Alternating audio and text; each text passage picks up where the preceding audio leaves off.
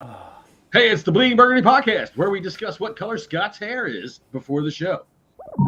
Let's get this show going, man. Welcome to the Bleeding Burgundy podcast, a Washington Commanders podcast for fans by fans, with your hosts, Jessy Martin. The Cowboys are finished, you understand me? John Taman. Pull down my trousers and do your job. Scott Hartley. That was dreadful. And occasionally, Keith Gregg. So many social engagements, so little time. And now, your host. Hey, everybody, I'm your host. My name is John Taman, and tonight's ability to settle down and have a good time is brought to you by 2 or 3 fingers of delicious Kettle One vodka. My favorite on a Friday afternoon. So, hey, man, we got a new fella down here at the bottom. He's not really new. He's like almost 28 years old. But there's Max. He's going to join the show, be part of the show as we go forward. And, the thing about Max that I think is pretty cool is that he's smart. The problem with it is that he knows it, and he tries to make sure he tells everybody all about it. But welcome to the show, Max. Max has been breathing football since he was born, and that I know for a fact since he is my son. But, I'm not your dad on this show. You're going to find out things about me. You already found out. I'm not your daddy. That we talk about in the chat amongst the guys, right? Because this is a fan show, a bunch of guys sitting around talking Commanders football, and that is what it's all about. So you're going to kind of have to leave that at the door. But I am very proud of the knowledge that you do bring, because sometimes, man, you astound me with the depth of knowledge that you have about this game of football. And with that said, there's my friend Jessy Martin, and I got to tell you, if I get it right 4 more times, I get a free sub. How you doing, Jessy? Doing great. Max, appreciate you being with us. And just letting you know, your football IQ is going to lower by like 20 points probably by the end of the show, just by being here. Wait, I didn't get it right down there. There's our buddy, good buddy down there, Scott Hartley from Barrowing Furnace, UK, with the what did you call it? Autumn heather hair? Is that what you had? Autumn sunset, John. Autumn sunset. It's delicious pie, Miss Clairol.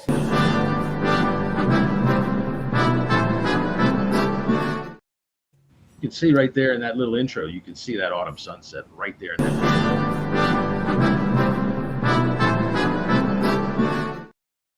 telling you, people that are out there listening to the podcast, because occasionally I'm in the truck and I'm listening to the podcast, and it's a wholly different experience when you're here watching it. And I'm sure that the 5 people that tune in to see us every week would agree. We love our audience. It's always the same people, which is great. We've always got Peter in here. We've always got Brian, and we've got Deluxe. And thank you all for being with us. We appreciate you. That's right. And hey, man, you know what? I'm just kidding. We do get a good number of people in here. And I enjoy that. All right. So we did create a list of things to talk about, because we are going to strive to be a more professional podcast going forward, which I'm sure these 2 or 3 fingers of delicious Kettle One vodka are going to destroy within about 45 minutes.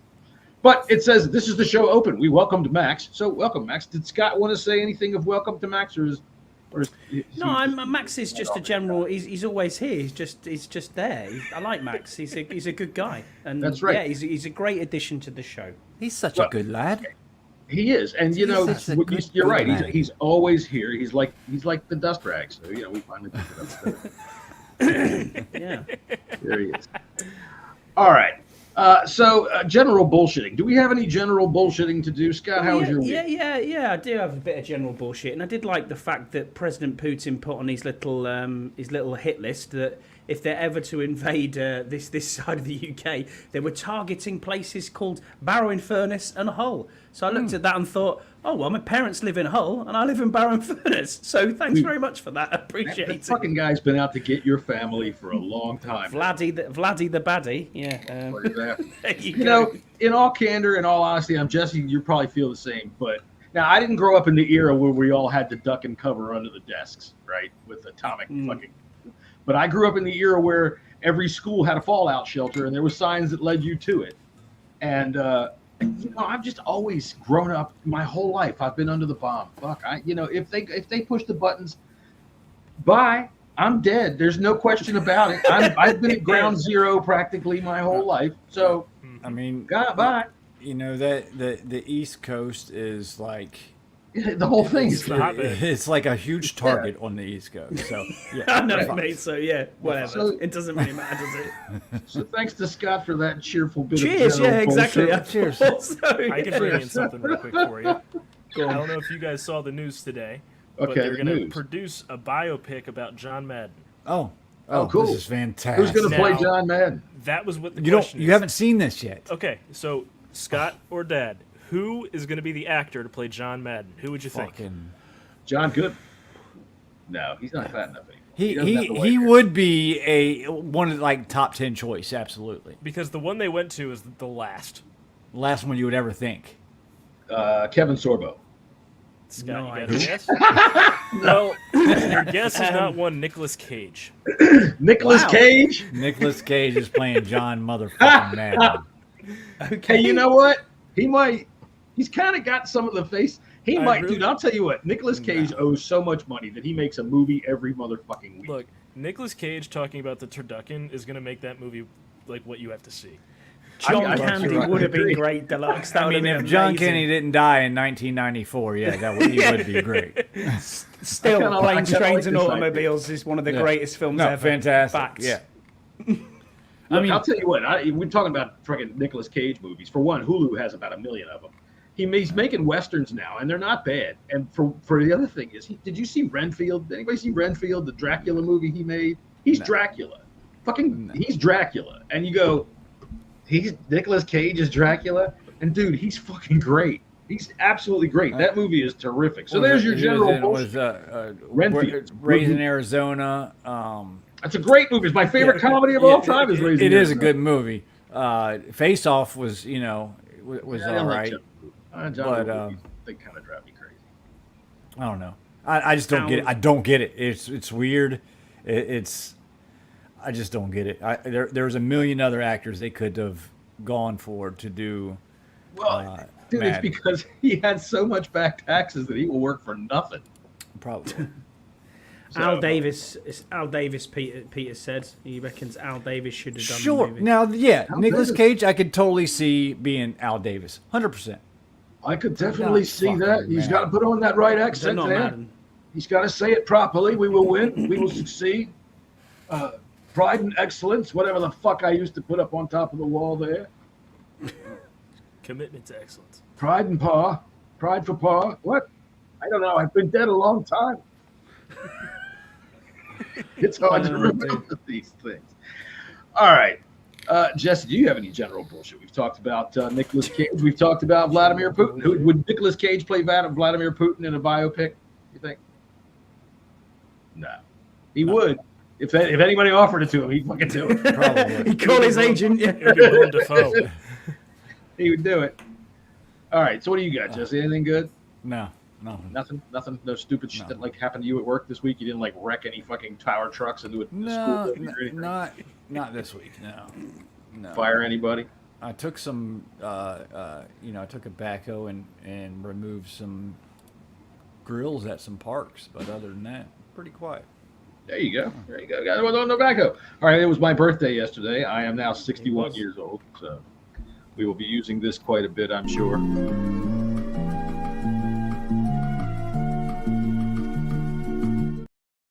That is true. I can't figure out if that's your O face or your constipation face.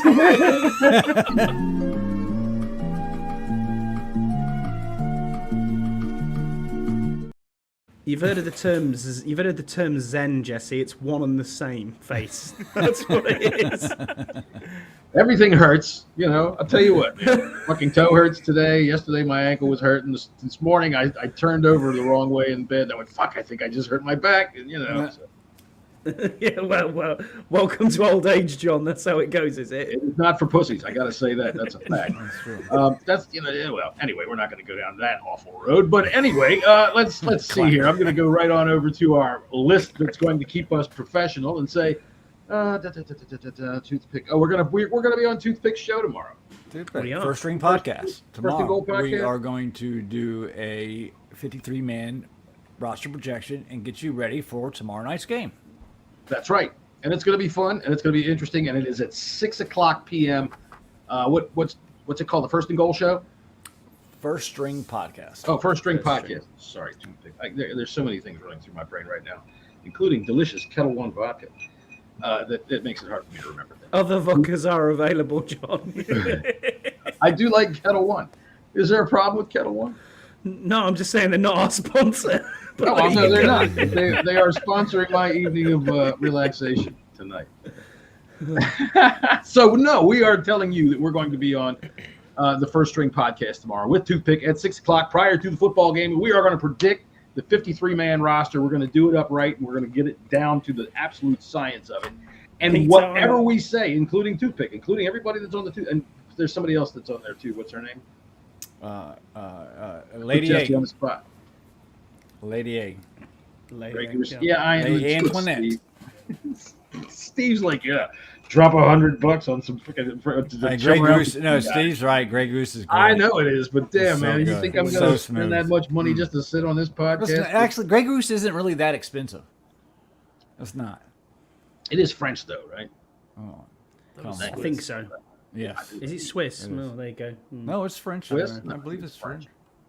I think it's French. Anyway, now that I have forgotten what we were talking about.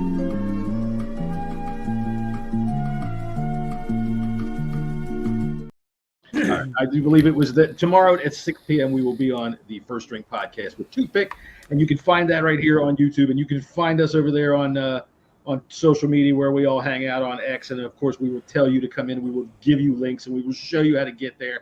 And whatever we tell you is going to happen with the final 53, you can take it to the bank. To the bank. Take it to the bank. Yeah, Brian says, and Lady A and John will be on there at the same time. Oh, dear. Oh, yeah. Yeah, she's a wild one. Yeah. Too. Who the hell is Lady A? Oh, is that who's on there? Yeah. Oh, good. Yeah. Good. She's a Antoinette. wild one. You better be on I your don't best believe I've behavior. All right. I don't believe I've ever met her, but that'll be fine. I like to meet new people. I'll also be let's see. joining Peter in watching the game on Sunday because that's when it's broadcast in the UK. So yeah, I'll be watching that too. Really? Yeah, You don't get the game Saturday night? it's midnight, isn't it?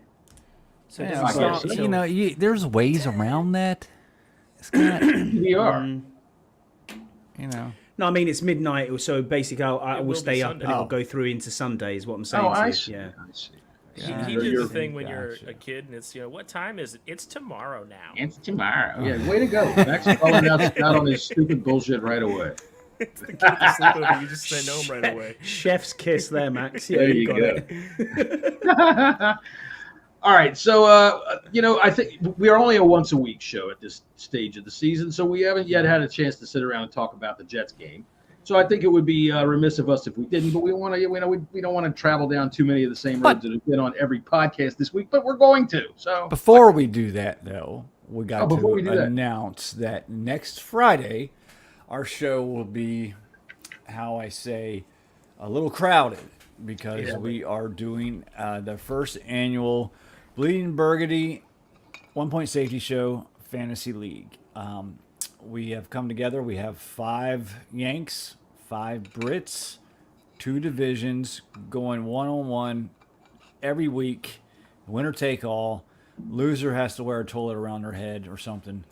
And we're going to do our fantasy draft live on the show. that's right.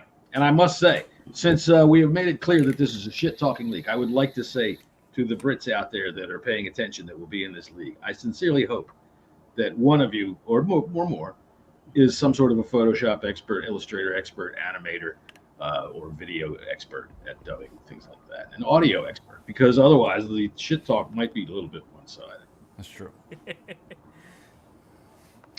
That's right. That's some shit talk right there. All right, what have we got next on our thing here? Oh, well, everybody, if you're paying attention to us on X, please come on over to YouTube and do the thumbs up and give us a like and all that, whatever all the fucking shit that everybody tells you to do all the time that I get bored with telling you. So you know what to do. Go do it. All right, the Jets game. Scott, what are your overall impressions? We'll start with you. Yeah, it was really good. I enjoyed it. Obviously, pre-season, I don't take much interest in the score. But yeah, I was impressed with quite a few people. I was impressed with how the O-line actually held up, considering we didn't have 2 tackles available and we're playing a makeshift O-line. I was quite impressed with that. Impressed with individual people as well, which I'm sure we'll get into. I won't steal all the limelight on everybody. But yeah, we can go around and talk about who did well, who didn't do well. Impressed with the battle for running back. That's going to be interesting to see who is running back 3. Because Wiley showed out, he played really well, as did Jeremy McNichol. So it'll be interesting to see who gets that 3rd spot. Because it didn't look like, to me and you, we were all talking about it, it didn't look like Christian Rodriguez was getting any punch whatsoever at that line. And that's going to be very tough for him to maintain a roster spot. But more on that on Toothpicks show tomorrow, I think. But yeah, it'll be interesting. It'll be interesting to see what happens with him. But overall, good game. It was solid. The scheme was good. I enjoyed watching it. I enjoyed watching Cliff Kingsbury's offense. Tight ends blocking the tails off, which was good to see as well. And it's just nice to see competitive football again. Mm-hmm. I mean, should we actually, for the first time this year, do one of these? Attaboy. That's my. Get out of here. That didn't even play right. Butt pat. Attaboy. That's my. Get out of here. All right. So, Jesse, your overall impressions. We'll do some butt pats and head smacks in there if you want to. This won't be an official butt pat and head smack session. Yeah, no, we saw what we wanted to see out of the first string. Other than that, I thought there were some tackling issues. In the secondary, that was a little bit dicey. But I'm gonna chalk that up to not really tackling much. Mm-hmm. I enjoyed the first drive. Obviously, like everybody else, we all about shit the bed when Jaden threw that first pass and it was like 19 feet over the head of everybody. Eckler's also But- 6. I know you. Let me quote Jesse here. Oh God, season's over. Yeah, pretty much. But after that, he calmed down, took command, and had that little sly, check, and the check that heard round the world. I'm tired of talking about that, really. But he did what he was supposed to do, ran in a touchdown, and we got to see a little bit more than probably the coaches wanted us to see, which is whatever. And man, fucking Tyler Owens, dude, that kid is fucking money, dude. I really like this kid a lot. He's what popped out the absolute most in the whole entire game. He really stood out. Max, what do you think? You agree with that? Is he your standout player? Oh wait, by the way, we should give Tyler Owens. Attaboy. Definitely. 100%. For that game, Tyler Owens stood out. To me, who stood out in a very limited sense was Mike Sanderstill. Yeah. The play it just comes to mind was the screen pass where him and Luvu pursued the entire field and brought him down for a loss. He was good in coverage too. There was a couple plays that Guy Ace on Twitter. You can go to his YouTube. And he's got some highlights that highlight Sanders still. It's really good. And all week you look at it, and it's just everything is in positive light about everything except our starting corners. And I mean, And we're going to have to get into that, Max, aren't we? There's other things that I could pick at. Starting cornerback Forbes. I have no faith or trust. That play that he got beat on. That's one play wasn't even really beat. So I mean, we're taking everything, everything on Forbes all season long is going to be like this. And I really think we need to chill out on the Forbes hate because he actually played well. I mean, 6 points. Go back and look at the whole entire game, every play he was out there. He did not play bad at all. He got beat by a perfect throw, period. But see, that's the thing. We are always sitting here saying he got beat by, and then whatever you want to put after it. But he keeps getting every corner gets fucking beat though, by third string fucking wide receivers. Like yes, that, go back to Daryl Green. Used to get beat by second and third string wide receivers. Man, I mean, listen, cornerbacks get fucking beat. He does. He gets beat quite a bit. He's like a rug in an Italian woman's house. This is so fucking ridiculous, man. This is dumb. Everybody, you're hating on Forbes just because one fucking play. I think it's overkill. Because of how he plays that play. When he gets burnt into a situation, he didn't play the play wrong. He didn't play. It's been said by every fucking analyst out there. He didn't play the play wrong. He didn't. 6 points to Joe Schmo. Didn't play. That's the bottom line. That's what this industry is. You cannot defend a perfect throw. Period. He's got to step it up. Can't. You're right. The cards are stacked against him, Jesse. I agree with you in that way because he played well. He played well. The way that the league is set up now as a passing league, the cards are stacked against you as a corner. But where was the safety help for Emmanuel Forbes? That too. I mean, well, in that question, what was the play? But either way, that's not fucking Garrett Wilson out there. That's not fucking Aaron Rodgers talking. See, what really gets on my fucking nerves is like every time someone catches a ball and Forbes is covering, we're expecting him to be a fucking lockdown corner. That's ridiculous. How about so dumb? How about it's so in stupid. the short periods that you're in the game, stop a touchdown? It's so overblown. It's getting dumb. It's getting so stupid. Well, call me stupid, but he keeps giving up because he played well. It showed everybody from John Keim to Nicky Javala to everybody that's out there. He's playing with the ones the coaches likes what he's seeing, and he's going to be the starting cornerback, and everybody's going to have to fucking deal with it. Well, I'll tell you, it's just speaking for practically everybody. What do they? And guess what? He's going to give up touchdowns. Every fucking cornerback does. But every fucking corner does. That he's in, oh my god! Every time he's in 10 plays, he's giving up a touchdown. It's so ridiculous, man. The hate that he's getting when he's playing well. Well, all right. He did have a pass breakup. Timothy's right. He apparently did in the practice this week against the Dolphins, he played pretty well. And you know what? We can look at all the positives that he had, but there's the one big negative, and the one big negative. But that's the whole thing. One negative. Every game, every corner is going to have a negative. Every fucking game, every corner does this. But we focus on fucking Emmanuel Forbes. The kid is getting criticized way too much. It's stupid.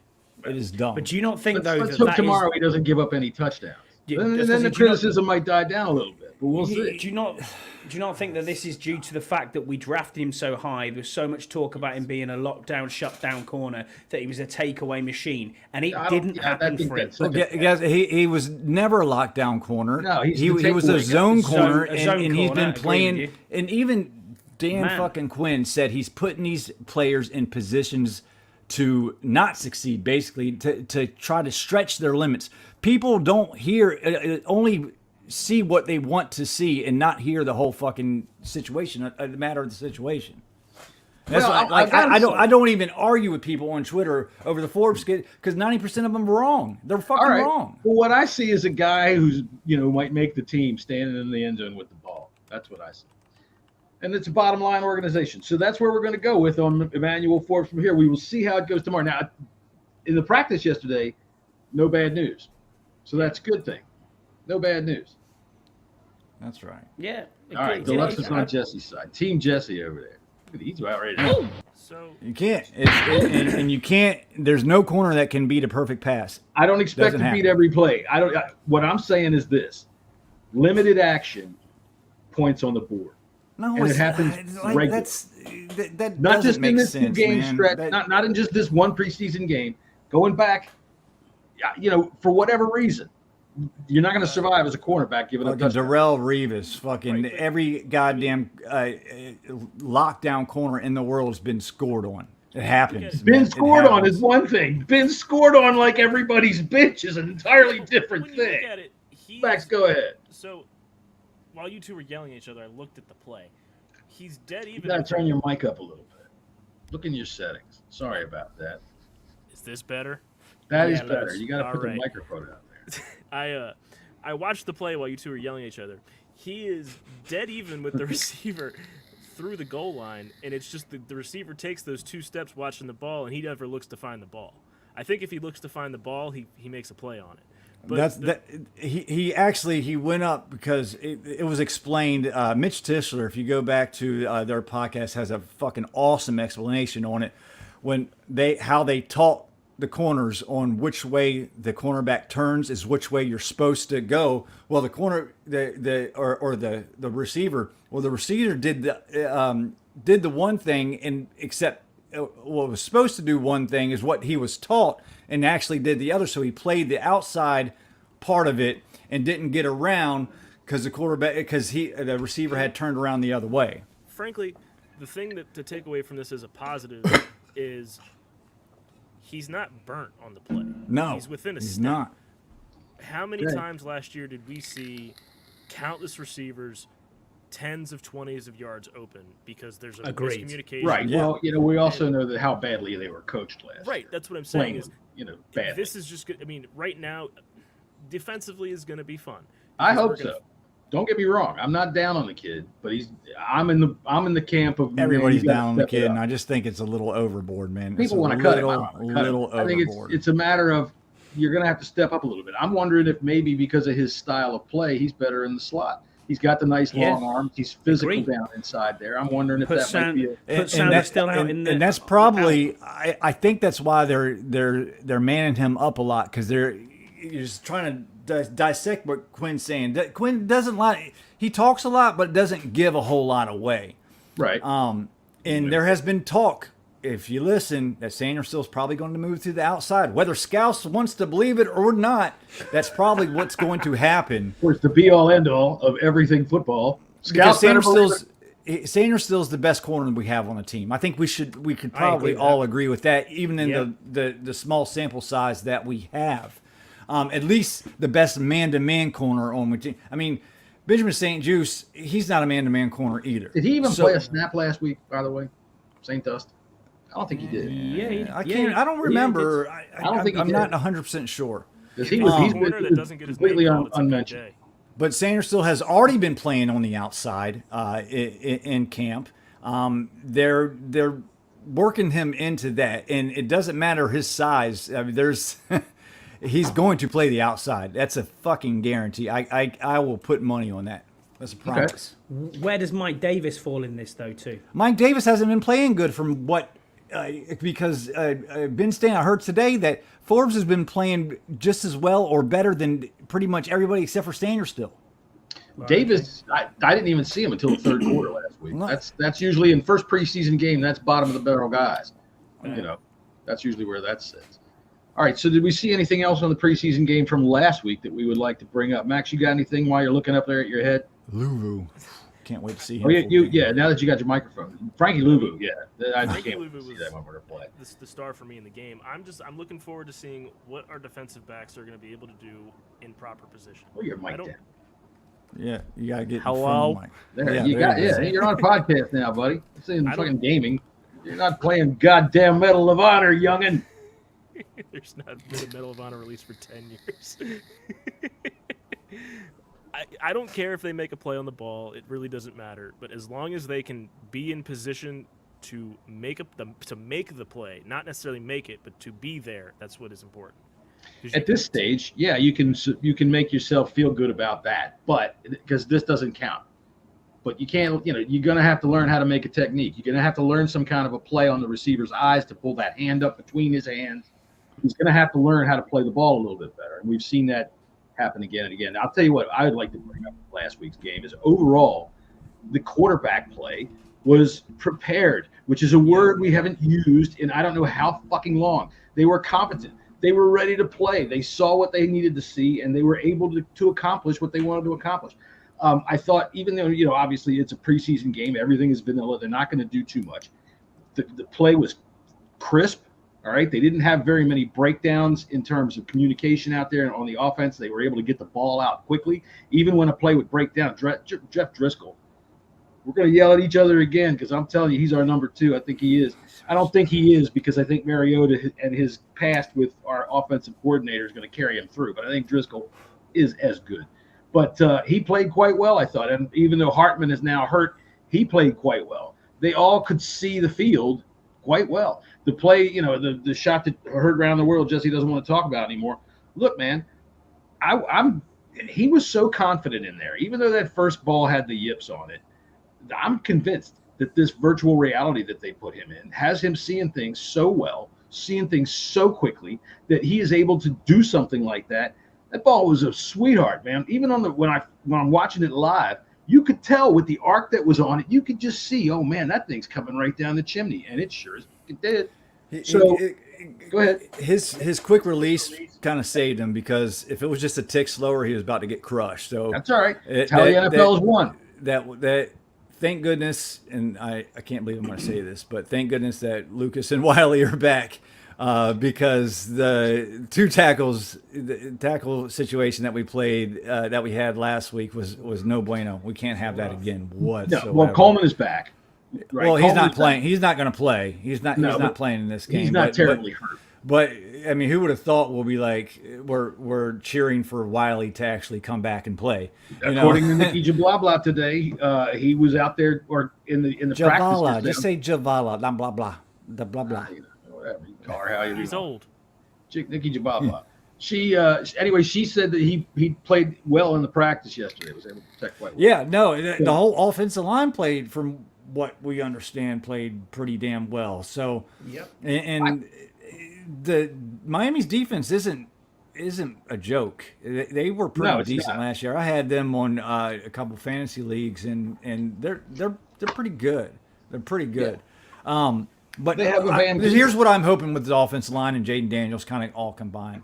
I'm hoping that there's, I'm going to give Wiley some grace here. Okay, we know that he's not going to be a top half of the league tackle. I think we can all realize that. But hopefully with a new scheme, and some new, all new middle of the line will help him be a little bit better. I love that from Scouse. I'd rather play Michael Wiley at right tackle than Turnstile. Scouse loves everybody. I thought Turnstile Wiley, Mason honestly, Brooks. that's what he calls him. He's gone. Mason Brooks got himself cut on his piss-ass performance. He was terrible. Braden Daniels. Now, I know you don't like Mark, Jesse, but he does break down the offensive line pretty well, and he showed some good reps from Braden Daniels out there. Better than it was expected. That's debatable. So, I mean, hey, man, it was better than expected. Usually he goes out there and embarrasses himself, and he didn't. Trent Scott was terrible. He wasn't very good. Allegretti had some problems in pass pro, but I thought that run blocking, they did all right. Chris Paul was awful. Yeah. Well, Chris Paul's not a tackle. No, he's not. He still was awful. But even still, I thought in the opening drive, they ran the ball well. Brian Robinson, I do believe, is a bell cow. I like the way that they set things up, and I think that the fact that they were able to run it effectively in the first drive is why Braden Daniels was able to basically walk in the end zone. Excuse me, Braden Daniels. Jaden Daniels was basically able to walk in the end zone with the ball. I mean, what was his receiver? He was getting locked down, dropping balls, getting jammed line constantly. How would you feel the need to defend him? I think that's a play on Dotson. And no, I'm not going to defend Dotson either, because there's questions with Dotson. We will get to that. That's coming up soon. Scott, I got ahead of you on the segue there. Loved it. All right, well, let's practice then.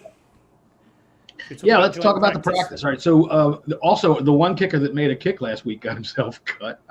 Yeah, that was kind of weird. He did go but 3 for 3 he did yesterday.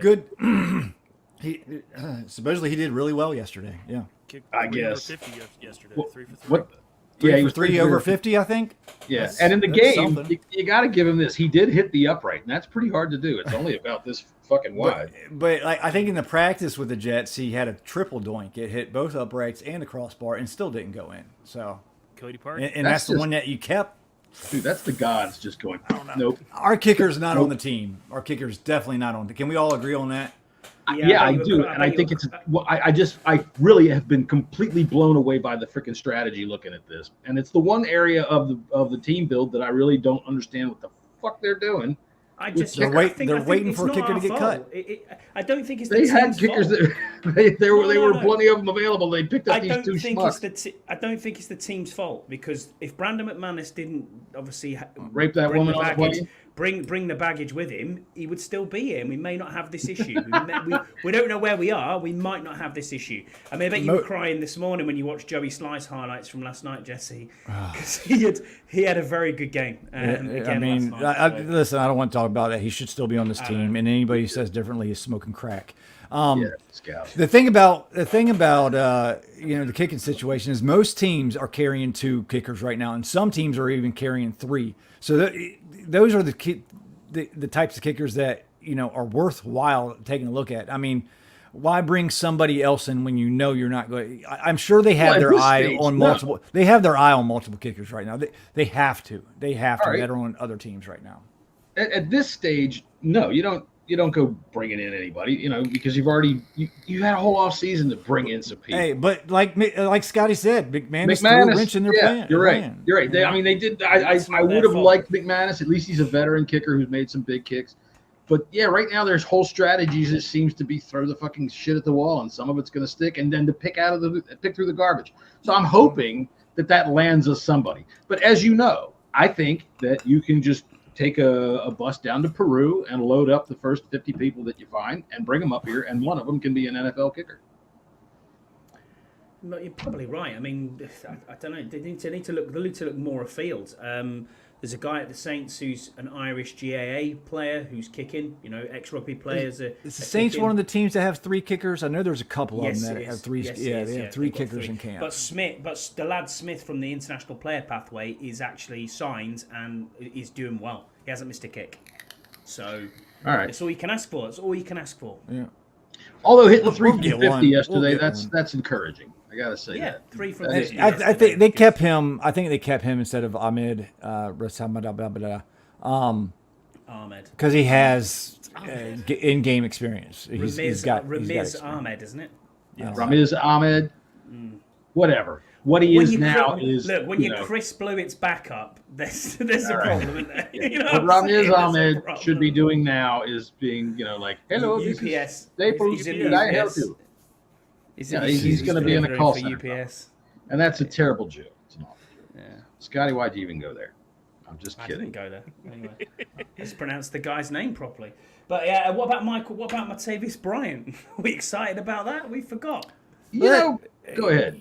I'm just going to say, I know Burrows, came in the chat. It was like, what the fuck for? It's like, well, why not? What is it going to hurt to see if there is absolutely anything there? Quinn's got some notes on him from, being on Dallas's practice squad. So we don't have that type of receiver. Maybe they're not happy enough with, the likes of Tinsley and what's the kid's name that I like? Bryson Tremaine. Tremaine. So maybe there's some competition for them. And we know, the wide receiver 2 is still up for grabs. Not that I think Martavis Bryant has any chance of, obviously being up that high, but I don't think it hurts anything. And hell, kick the tires. We'll see what happens. Look at that, Jesse. You just did an amazing segue straight into the Dotson talk. Well, now wait a minute, because I got something to say about Bryant. Max, you got anything to add about Bryant? For Bryant, if he makes the roster, great. If he's practice squad, great. See what he has. We haven't really seen the guy play in 7 years. I'm listening to Kime yesterday, and he brought up something that was really important. And I think this is one of the things that I really like about Dan Quinn, is that he is so detail oriented that he sees the weave underneath the details. He sees more than we see. Obviously he's a fucking head coach of a football team, but he sees it in an entirely different way. So when you brought up that, they had him in Dallas on the practice squad, and then right after that you said that we don't have anybody like that on the team. Even if he doesn't make the team, if we put him on the practice squad, what a 6'4", 4.4 speed guy can do on our practice squad to help our defense get ready for other guys. We don't have anybody like that can work our people that way. Frankly, so I think this is a great signing. It's cost free, effectively. It is absolutely risk free. I mean, do a line of cocaine and get thrown out of the league again? You got to talk louder to interrupt your dad, Max. Just letting you know. Look at our week one. Look at our week 1 opponent and who their number 1 receiver is, and tell me who our defense is going to be. Mike Evans. Mike Evans is the best 30 plus receiver in the league. Well, yeah, but he's a Hall of Famer, and you really got to turn your microphone up or turn it around or something. That's not a universal. I got to find the sweet spot. All right. Yeah. Well, that's not a universal mic. The mic is actually like mine is here. Right. Mine's on this side of the mic. Figure out where it is. It's a big desk now. I'm trying to figure it all out. There you go. All right.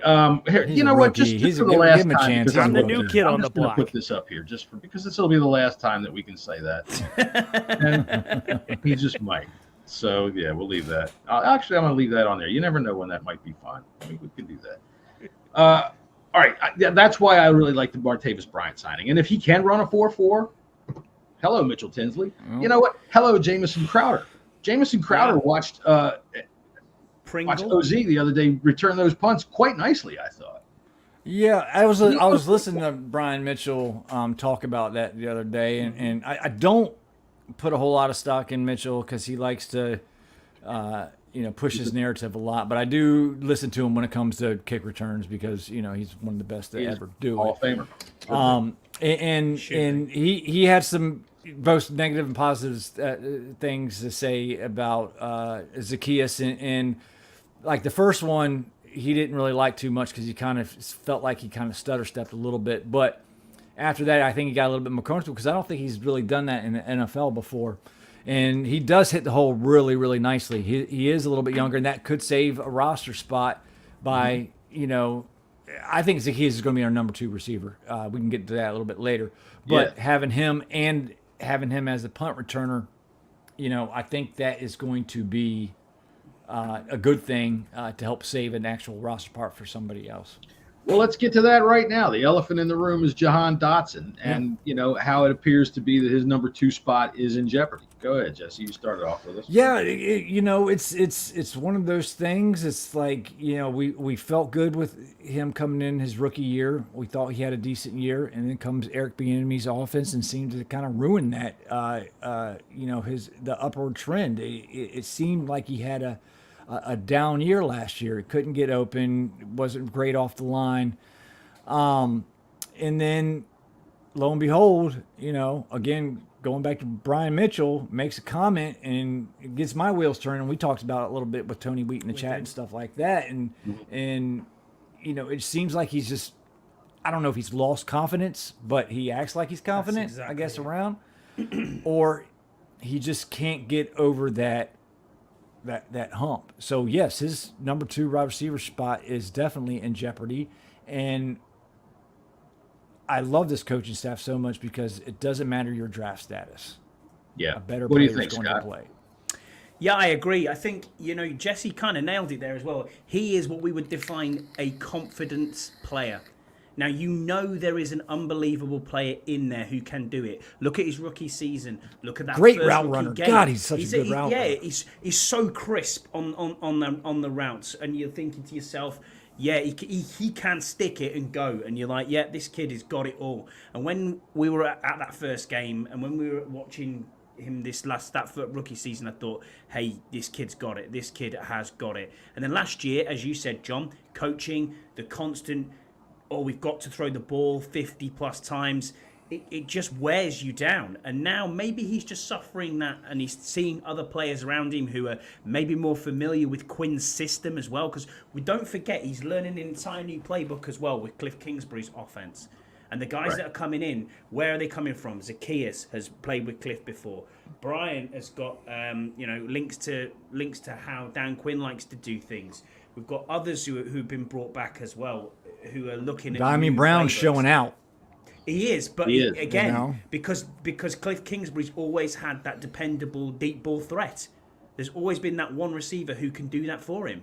And that looks like it's Diami Brown. And is there a QB2 question? Of course there's a QB2 wide receiver 2 question. There's it's a QB2 question as well, but that's different. No, there's not. Yes, there is. Anyway, but no, in all of it, every spot is up for grabs, and that is a great thing. Like you said, John, it doesn't matter about your draft status or where you came from. It's well, not everyone. Nobody is threatening Terry. Absolutely not. No, at all. So But we were talking last year, like Terry's the 1A and Jahan's the 1B. 1B, absolutely. It's never materialized after that rookie season. At this point, he was, and you like to pick on me a bit because I'm a Penn State fan, and I do want to see him succeed for that. I reason. loved him at Penn State, man. I want to see him succeed for our team as well. By the way, Kent Harvey, love him. The fact of the matter is he hasn't shown up, and last year was a bad year for him, which happens. The second year slump happens to wide receivers a lot, but they always say that in the third year those lights are supposed to come on, and I'm not going to put any stock in he's got to learn a new playbook. Well, dude, you've been having to learn a new playbook now since January. Hey, the route tree's the same. Right. Okay, no matter what Not all that playbook that you have, and it's not about his routes. And sorry, It's about Max, I know you want to go, No, it's his but hands. it's the other things that he's having issues with. It's the blocking off the line. It's Right. Dan Quinn, I think, was speaking directly to Jahan Dotson when he was talking the other day. I don't think it was to anybody else but Jahan. Jahan's Good, got to get challenge. more physical. Good. And he's got to do the little things because this is a team. It's not about him. It's not about anything like that. And with his confidence shaken, and we can see that in his play because of how he catches the ball. I mean, he had some bad drops in bad spots last year. He fell down on Saturday. He fell On his down own. on Saturday, and the lone catch that he did have, what happened? He bobbled that bitch. Yeah, I'm going to go say ahead, Mac. You got falling something to down say. on that turf can be fault of nobody but that turf. That Sure. field in particular, don't Well, give me that you look. know, look, I got to bring the same thing I brought up with Forbes. Whatever reason you fell down, right? We need that play, okay? You were open for you were heading for the end zone. You were one-on-one. You got an opportunity there. I don't want to hear that the turf knocked you down. That's not the game.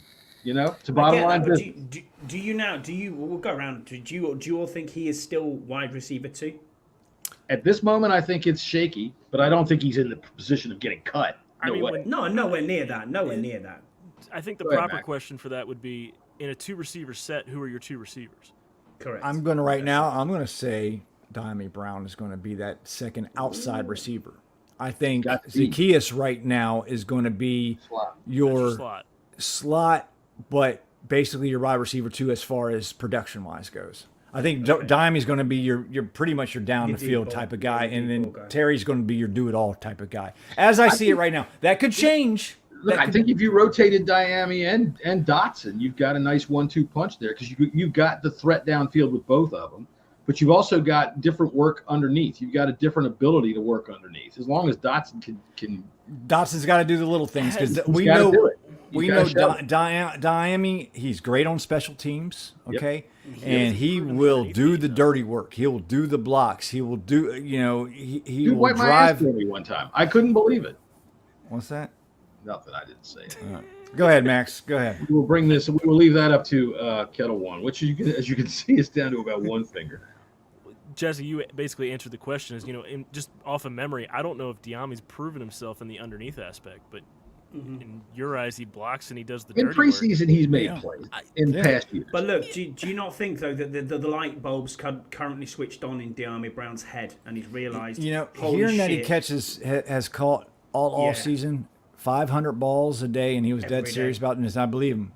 500 balls a day, whether it's from the drugs No, machine and that's or what I'm saying. or that You've I heard. believe he's taking steps. Listen, before trying. training camp started, we thought Diami Brown was going to get cut. Absolutely. Did we not? Yeah, we did. I've never thought Diami Brown's hands were the problem. I've always just thought that it's when he gets the ball into his hands, he can never do anything with it. Dude, I've seen the ball go right through that dude's hands. He's flying backwards into the end of the ball and right through him. Yeah, he's had a couple big Yeah, drops. he's had some really Every receiver's mysterious had drops. drops.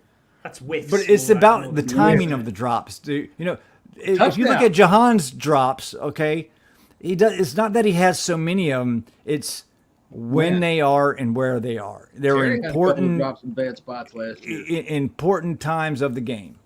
And the thing about last year's offense is we kept saying, how come they're so bunched up? Why is this offense constantly? Why is it when I see Terry make a catch or get an attempt, there's Dotson or somebody else so close to him? What the hell are they doing there? Yeah, we And talked about that all last season. We did. And as it turns out, it wasn't necessarily receivers making mistakes. It was the way the damn thing was I'll be right back. designed. And I got to wonder if Dotson is still having a little bit of a hangover from that goddamn craziness. I would hope not, because that would indicate not mental toughness, I guess is what mental weakness. I would not want to see that. So anyway. I just think he's got to prove it this year, and it's tough Right. when you spend a first round pick on a wide receiver, you expect a little bit more. Especially with that. and what I mean by that is, especially if you look at these wide receivers who come out in the last few years, you're getting superstars. You are getting superstars. I mean, we Ready picked to play Diami superstars, Brown, and we could have had Amon-Ra St. Brown. I mean, know. you know what I mean? It's always shoulda, woulda, coulda. Look what you could have won. But You know what if happened? If you're a first round draft pick, Yeah. As a wide receiver, you're expecting almost a superstar. And I thought when he had his rookie season, I thought, we're onto something here. But he just regressed, and I'm hoping that is all down to confidence and coaching. One big play is all it's going to take for Dotson to take off. One big play. Oh, everybody will love it. And he's away.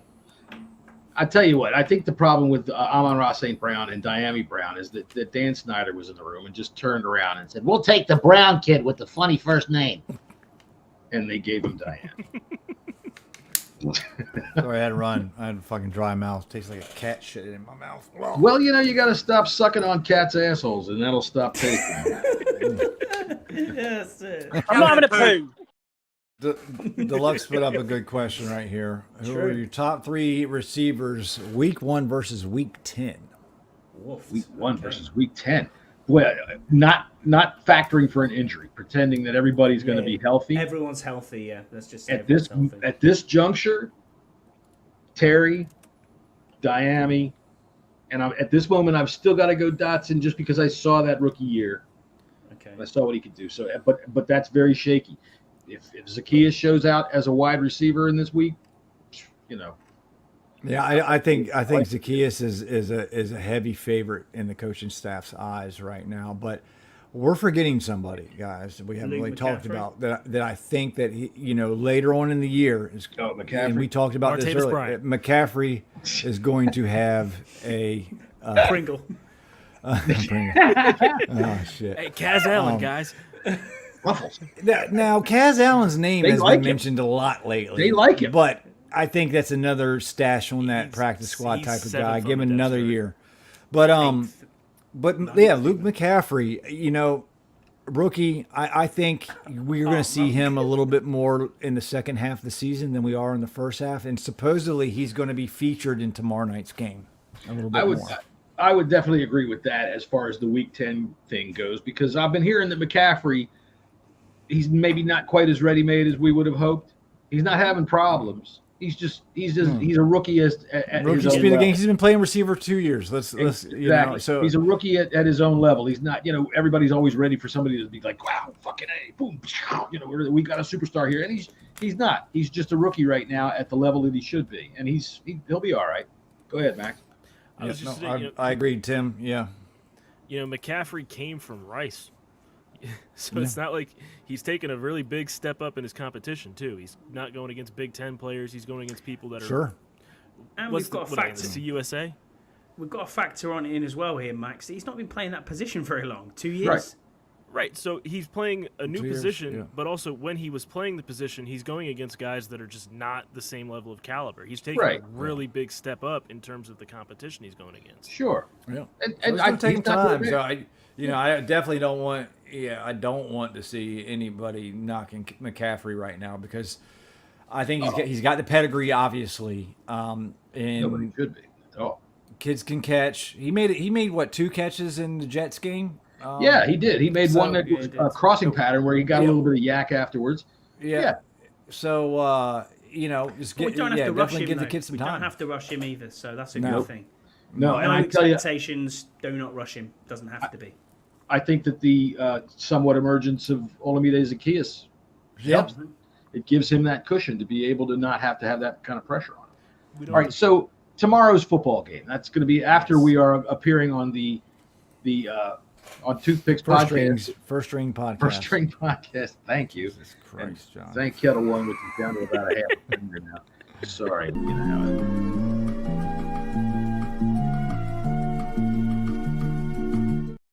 I swear to God. I know where I'm supposed to be, and I know what time I'm supposed to be there. So that's that. So after we Brian, appear How on you get there on time is the question. right after we appear on that podcast tomorrow, we're going to watch football game. So what are you looking for in tomorrow's game, Max? I'm looking for the backup quarterback. Well, good. I know Because he's not going to play much. Backup quarterback isn't playing.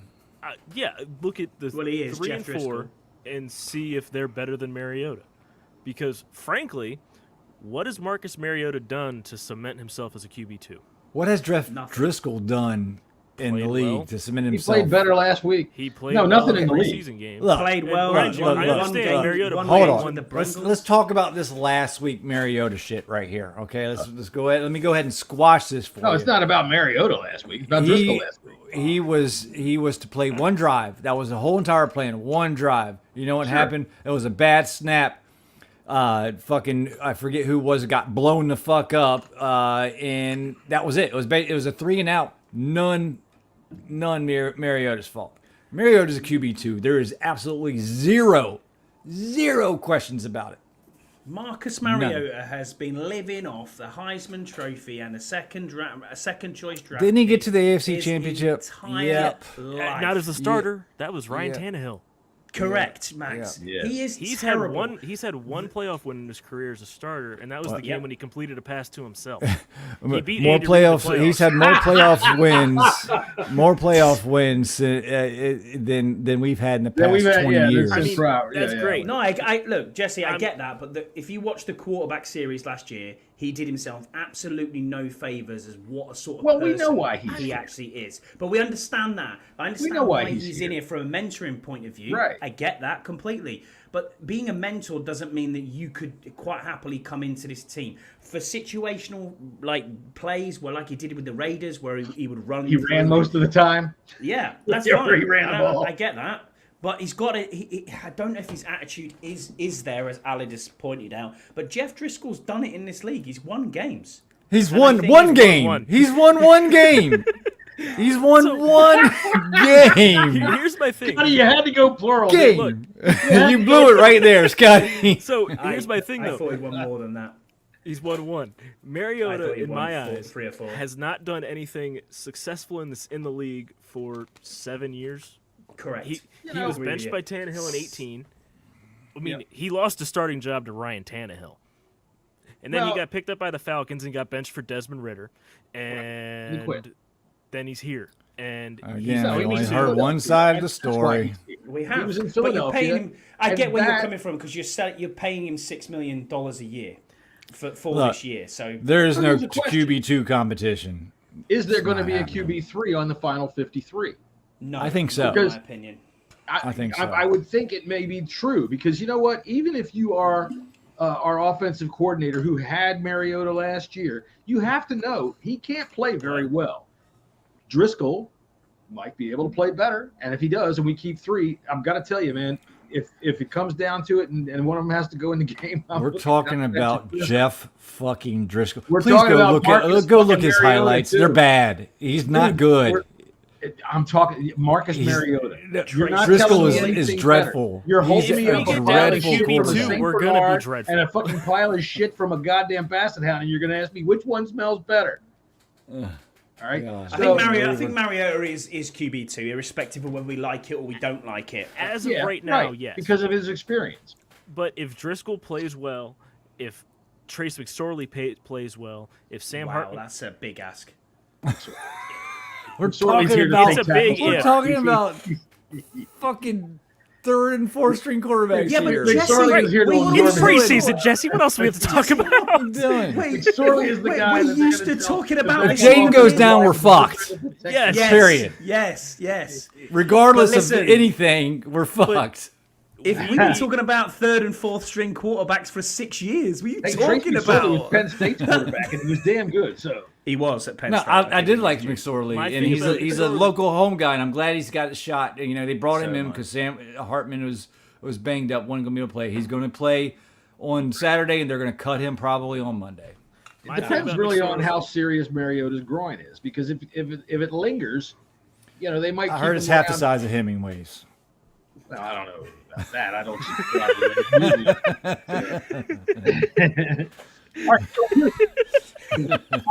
Just at the point Second where I drink. take a drink. I like it. Fucking hell. Second So, out of- I'll give you that. Welcome to the Hemingway discussion. 58-38 is the clip time. Jesus. By the way, I think that that to picture Scott. of Robert Griffin with Tamarick Hemingway is what got him fired. Have you got it out? Yeah. Yeah. ESPN's announcer was like, "That's not going to work. We're sorry, you're fired." For eating a big Anyway. croissant. I mean, come on. All right, so how long do we expect to see Jaden Daniels tomorrow? Because this is the second preseason I game. want to see him 3 drives. I want 3 drives out of him. Three or 4 drives. Yeah, Depends that's on how it. successful quarter he is at on least. on any of them. If he has Now, if he runs down the Exactly. field and scores a touchdown again, then I think we might be good.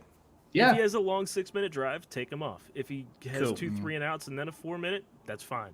But Okay. you got to see him do something successful. You can't pull him off after a negative play. Timothy, Yeah, I don't know. that's- I don't think well, they you can. came Play out by and the can, offensive said. line but and get them killed. you can, but it might make him a little bit happier. I don't know if you. I pull would him like off, to see but- him getting some rhythm with the presumptive start, at least most of the starting line. I don't think they've came out and said 3 series. I think that's what's kind of going around the media, but I think that's a good It's expected. good length right there. It's 3 series and try to get it in a build rhythm with the offensive line. That's what I want, and that's like my main. That's what I'm really looking for with the first team is how well the offensive line gels. Okay. All right. So, just real quick, do you expect to see Cole Turner get any action tomorrow whatsoever? I think we need to have a tight Depends end what his discussion. wife. It depends what his girlfriend does, and then we're into tight ends. So we've had pull it off, action, and now tight ends. Wait a Wow, minute. the big 3. Bada bum. What happened No, with his and I'm wife? going off of what. He having a what, baby or something? Oh, you're talking about Zach Ertz? No. Yeah. No. This is kind of go what Scott and Scouse was talking about All right. Sorry about on the that. 1 point safety show. Go on, tight ends. Yeah.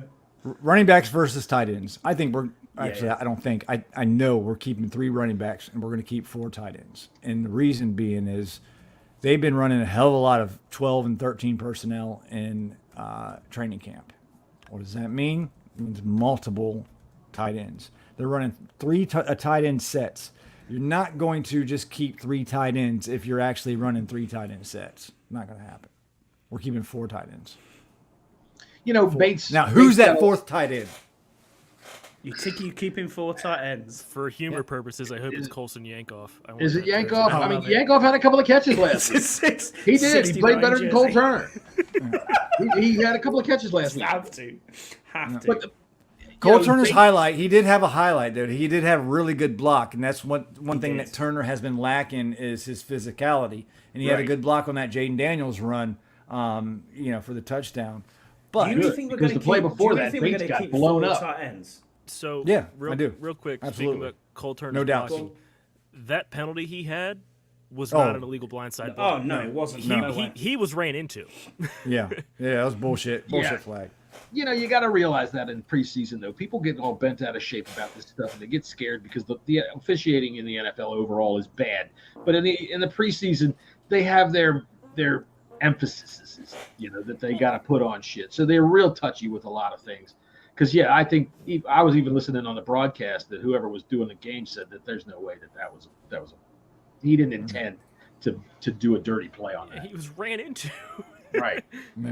Yeah, but I think it's between Yankoff and Cole Turner, and I hope it's Yankoff, man. If Yankoff makes this team, I am buying that jersey. Like, period. Everybody He should. just has to change his number to 69. He has to. That'd be That's fucking the greatest. fantastic. That would be The greatest. The He would be the greatest greatest. jerseys ever. That sales would be. Speaking through of the roof. Yankoff, I should go get this video. I work for. I'm not gonna say it. What?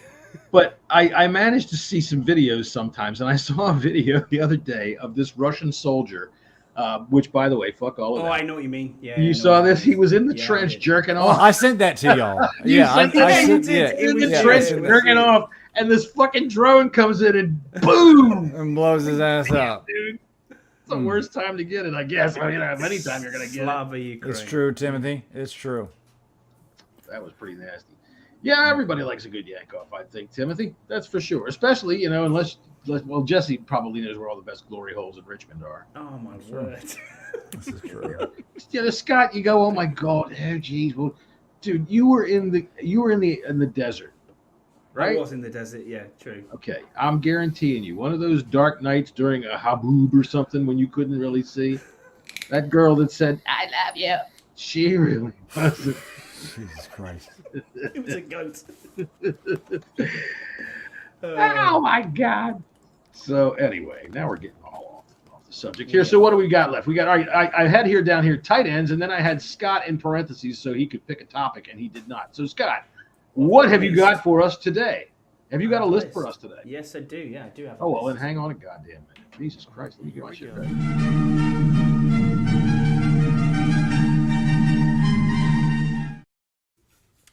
Scott's list of the week. So I've been actually looking at watching a few more war films and back to the old war films and other bits and pieces. So I thought I'm going to do my top 10 war films. And you can, Okay, good. This should be good. You can go with whatever you want to go with. There's some honourable mentions here as well, but you know it is what it is. You don't have to agree. You might say yes. So first one is Saving Private Ryan, not to be confused with Shaving Ryan's Privates, which is a totally different film. Are you doing this in order? That, No, I've got the top 5 isn't order. After that, it's a little bit. I could. choose Saving to- Private Ryan is probably one of the best. Number You're one. going That is 1 number through one. 10. Andy, I think Andy has Shaving Ryan's Privates on VHS. He does, yes. The next one for me is Black Hawk Down. I love that film. I think it's good one. awesome. Tamarick Hemingway stars in that one. Yeah, he does.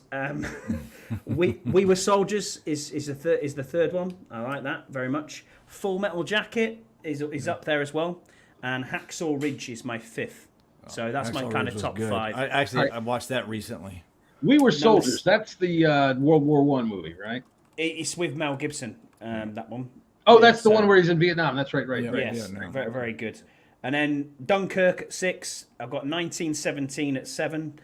Can't really class it as, but Top Gun maybe. I'm not sure if that's technically a war film. Or Sort an of. action movie, I'd say. But I love the fact that Super Hornets. I do hope you're talking about Maverick with the Super Hornets. Yeah, Maverick's my next one on there as well. I like that. Did like that. I thought it Both was of them better. on? That's Dude, cheap. Oh, yeah. You got to go with the Super And then American Sniper at 10. I mean, you could probably say if you want to take Maverick and Top Gun out, Flags of My Fathers was a great one as well, and Band of Brothers is a TV series. No Pearl Harbor, is huh?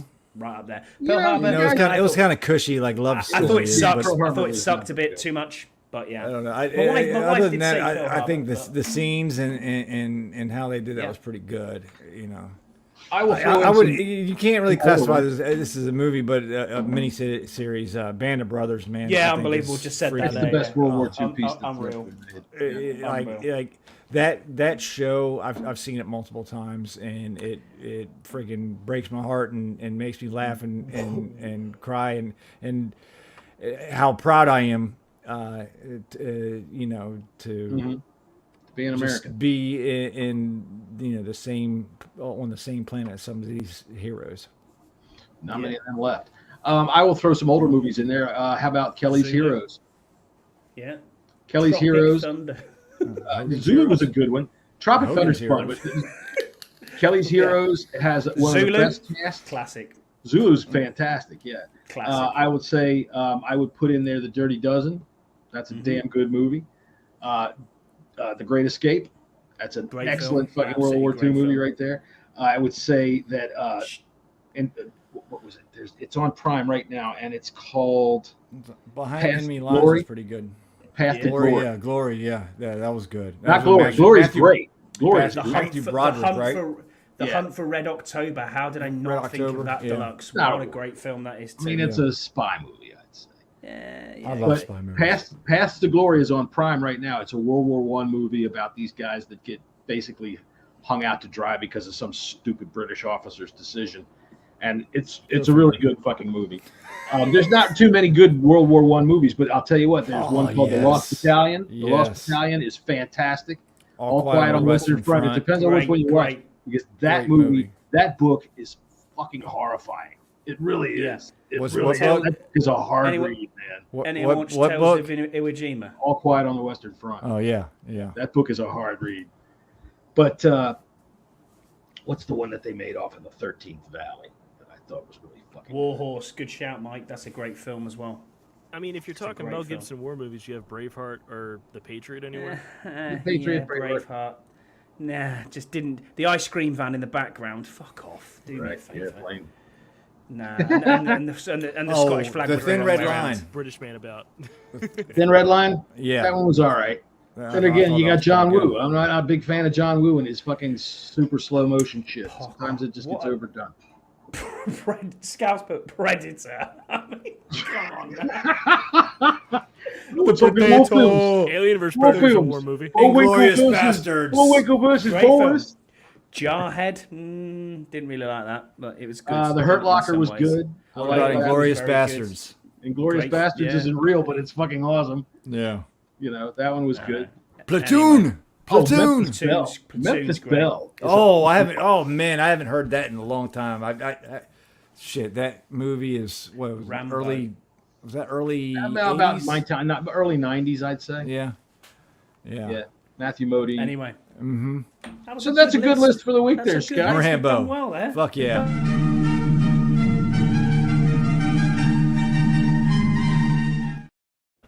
I do love that Rambo. photo. I need to change that to my Apocalypse profile picture. Apocalypse Now is incredible every time you watch it. Yeah. Fuck yeah, man. Go Tell the Spartans. That's a damn good one. I don't know if you ever saw that one or not about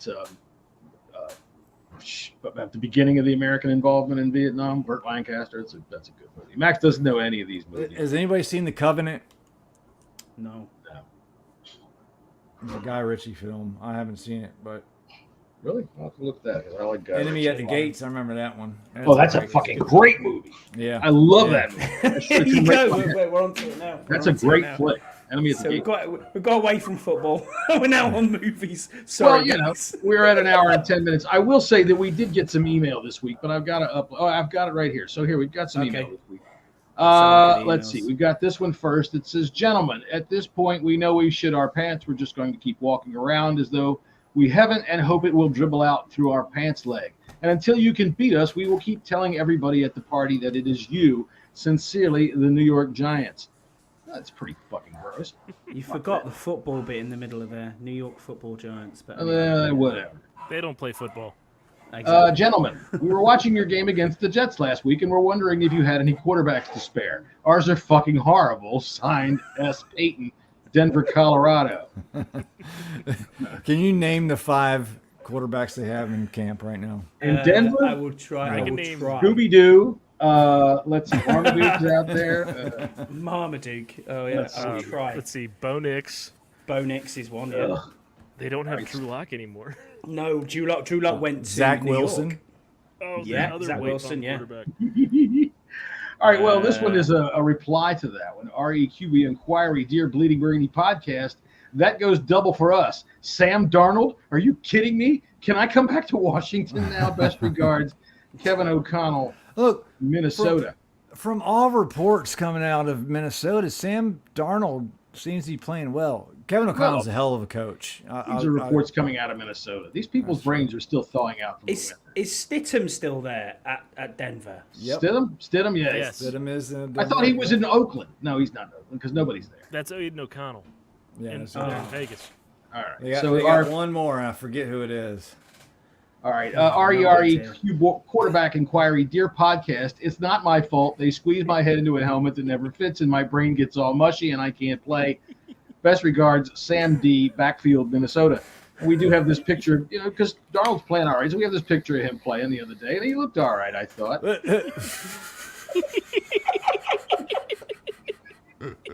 Oh shit! Do you Poor remember his JJ first McCarthy.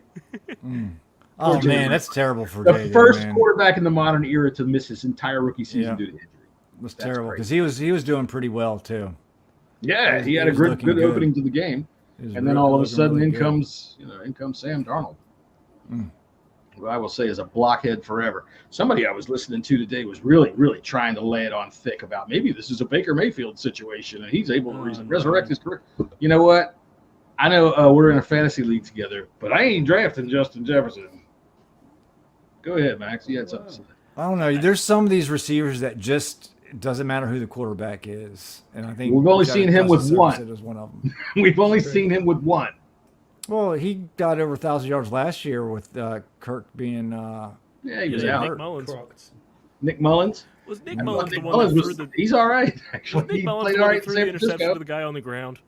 Yeah, Yes. well.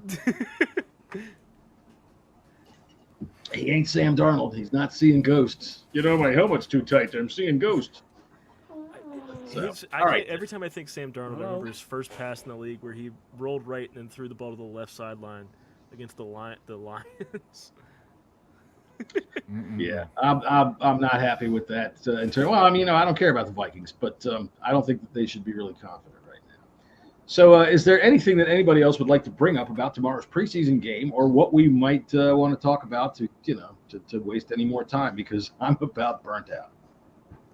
I'm down to the bottom of my my glass here. I want to see Yankoff score a touchdown. That's all.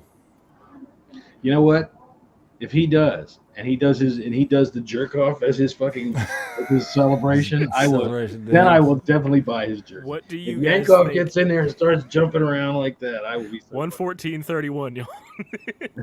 There you go. What do you think would come into the game to be a successful game? There you go. What do I think would Like, what would have to happen tomorrow for you all to think it's a successful preseason week 2? I want to see scores. Yesterday, Jaden threw 5 touchdown passes in a row.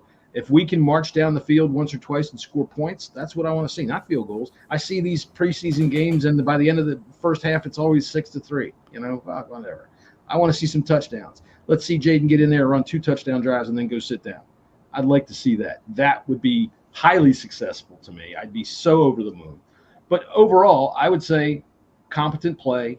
Let me see something good. Driscoll, don't make a fool of yourself. I've been arguing with you here on the goddamn show. Forbes, don't make a fool of yourself. I've been arguing, getting yelled at on the show. And, that's why they'll play better, because, they don't want to see me getting yelled at on the show. What do you think, Jesse? He's farting. Fucking gross. No injuries.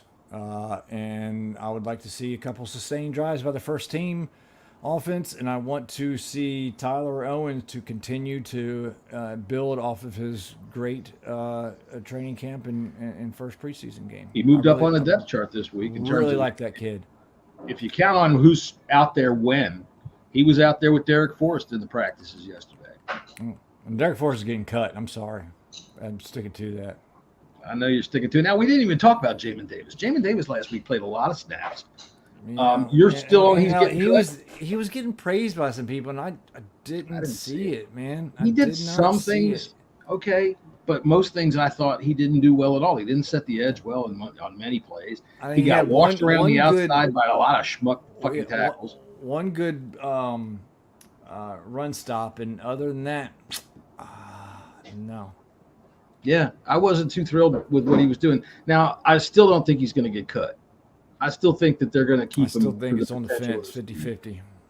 I just don't see where they're going to, who are they going to cut? You come up a bit. You come a little bit more into the camp of Jamin Davis. Well, I mean, I've always been a surprise cut with him and Forrest, But I just don't see a roster spot for him. I don't see it. See if you look in your crystal ball.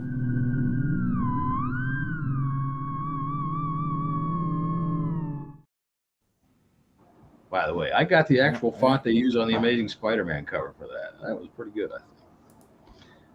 We did. Right. So, Max, what about you? The tackle of the day. You've got to mention the best play by our best play for the last decade. Trustway, yes, that's right. That was a nice tackle. Trustway made a good tackle. He made a good tackle.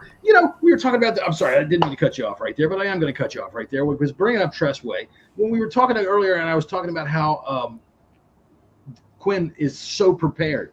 He brought in right-footed kickers this week, right-footed punters this week, so that they can practice catching the ball off of a right-footed foot, because most of them kick with the right foot except for Tressway, who kicks with the left. So that, I had never heard that we had done that. We may have. Ron may have done that, but I never heard that we had done anything like that. And that, to me, that just shows deeper thinking, man, and I like that. Anyway, Max, go ahead. Because Tress is a left-handed, left-footed kicker. They also wanted to get their punt returners some action because most punters are right, because the ball spins different directions by whichever you kick with doesn't spin the same direction. Too. Scouse is already picking out his people he's going to hate on all year. Allegretti. Allegretti just sounds like something you'd order at an Italian restaurant. Give me some Allegretti. That's right. I'll have the pasta Allegretti. I'll tell you what, if they brought me out a plate that looked like him, I'd be like, hey, fucking take that shit back. Hey. All right. Let's see. I think I'm about done. Yep, me too. All right. Max, you got anything left? Yeah, we're going to draft next week so I can beat you both. Oh, well, that's it. We'll see. We haven't picked the draft order yet, but yeah, next is that next boy. week? No, Yeah, it's not. Jesse's next gonna week. get pick 1. Everyone else is gonna get pick 10 at the same time. It's great. What is next week? Next week would be the 23rd, right? Yeah. So that's no, how- we don't. That's how do it. math works. Yeah, We're not doing it. we Third, I thought we were draft doing- next Friday. Oh, all right. Well, then good. So then the Yanks versus the All right. Brits. You'll everybody get to watch how funny it all looks. What Well, happened there, Oh, he's Scotty? on the couch. Scott has gone to his loungewear. Yeah, His my laptop internet died. my internet has completely died, so I apologise You for just this. missed the And then best part of the show, dude. even 4 and 5G didn't work, so I was like, "What is going on here? We had a blackout." The best thing you saw was Was that Putin? Grandpa- Oh, I bet it was Did Uncle Putin. Putin get up? Is he It was coming Putin. after Putin. Bear? It must be. Yeah, there you 2 go. seconds, guys. I'm just gonna dip out again. Sorry, be 2 Oh seconds. no, we're done. So we'll see you Yeah, next we're done. time here on the Oh, Bleeding Burgundy okay. podcast. Everybody wave goodbye because here we go.